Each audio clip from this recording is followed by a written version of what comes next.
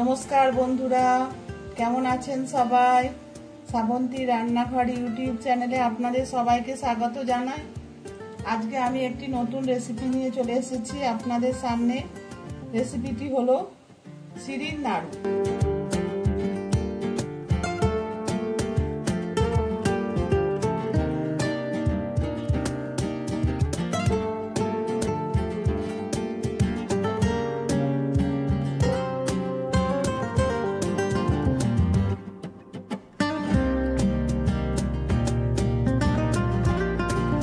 এই সিঁড়ির নাড়ু তৈরি করব আমি একদম ঘরোয়া পদ্ধতিতে, এবং মাপ ও আমি আপনাদের বলে দেব কতটা কি মাপ লাগবে। আমি প্রথমে 1 কেজি বেসন নিয়েছি আর নিয়েছি 800 গ্রাম আখের গুড়। প্রথমে আমি এই বেসনটাকে একটা বড় জায়গায় ঢেলে নেব। আমি যেমন যেমন দেখালাম সেই মাপ অনুযায়ী আপনারা বাড়িতে বানিয়ে দেখবেন, একদম পারফেক্ট হবে।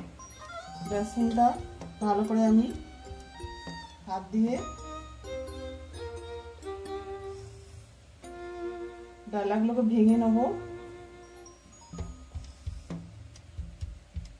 এর মধ্যে আমি কিচ্ছু দেবো না, নুন না বেকিং সোডা, বেকিং পাউডার কিচ্ছু দেবো না। শুধু আমি প্লেন জল দিয়ে বেসনটাকে মেখে নেব।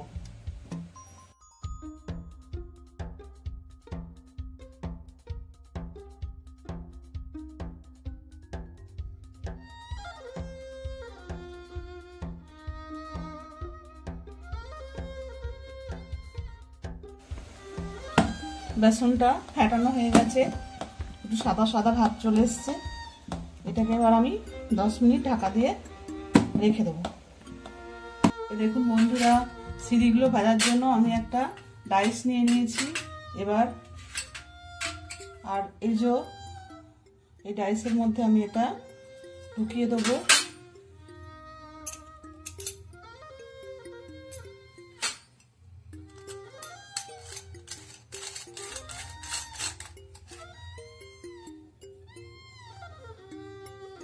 এর মধ্যে আমি একটু তেল ব্রাশ করে নেব।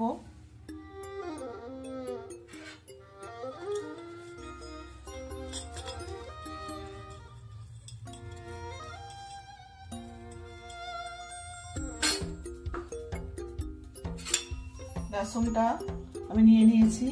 এবার এর মধ্যে আমি অল্প অল্প করে বেসনটা দিয়ে দেবো।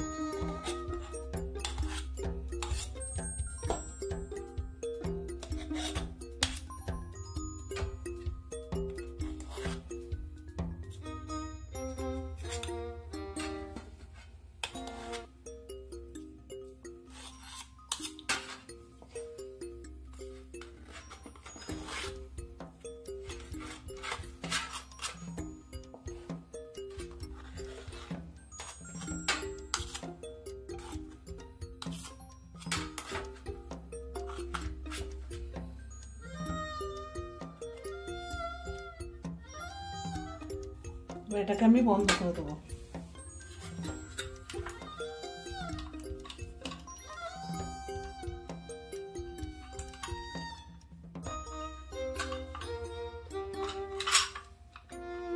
এই যে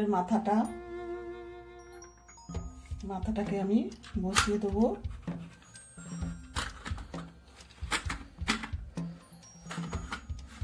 দিয়ে হালকা করে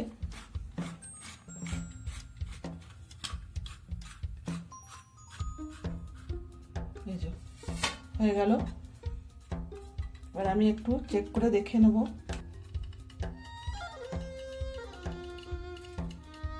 এই দেখুন সিঁড়িগুলো কত সুন্দর হচ্ছে। এবার আমি গ্যাসে কড়া বসাবো, তাতে দেবো আমি সাদা তেল।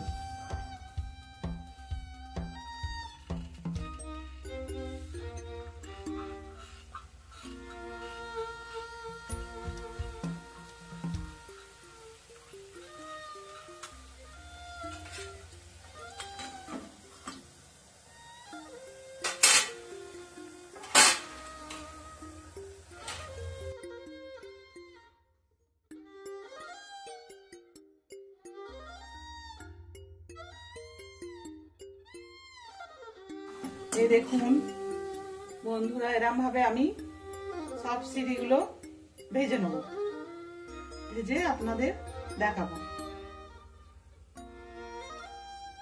এই দেখুন বন্ধুরা, ঝুড়িগুলো ভাজা হয়ে গেছে। ভাজা হওয়ার পর আমি ঝুড়িগুলোকে ভেঙে নিয়েছি, দিয়ে এরকম হয়েছে।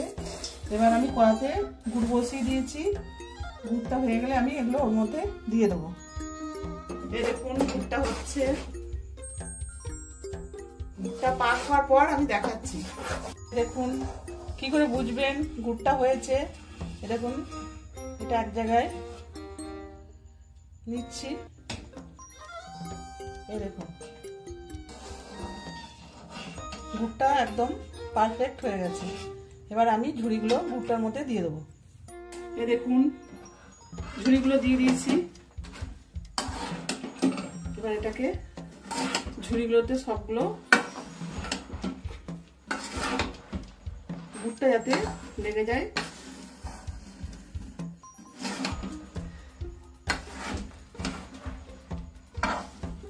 যাতে সব ঝুড়িগুলোতে গুড়টা পায়, সেই জন্যই ভালো করে নাড়তে হবে।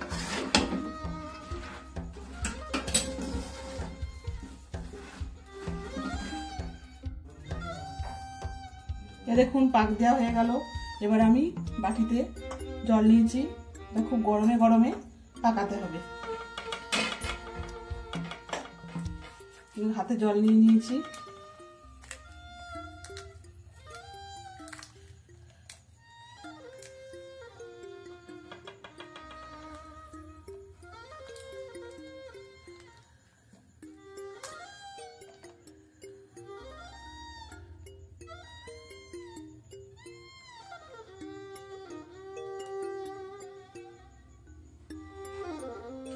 দেখুন এরকম ভাবে আমি পাকিয়ে নেব। বন্ধুরা তৈরি হয়ে গেল সিঁড়ির নাড়ু। এই নাড়ু আমি কিছু ছোট বানিয়েছি এবং কিছু বড়ও বানিয়েছি, এবং খুব কম গুড় দিয়ে এটা একদম ঘরোয়া পদ্ধতিতে বানানো। এই রেসিপিটি যদি আপনাদের ভালো লেগে থাকে তাহলে অবশ্যই লাইক, শেয়ার, কমেন্ট ও আমার চ্যানেলটিকে সাবস্ক্রাইব করার অনুরোধ রইল।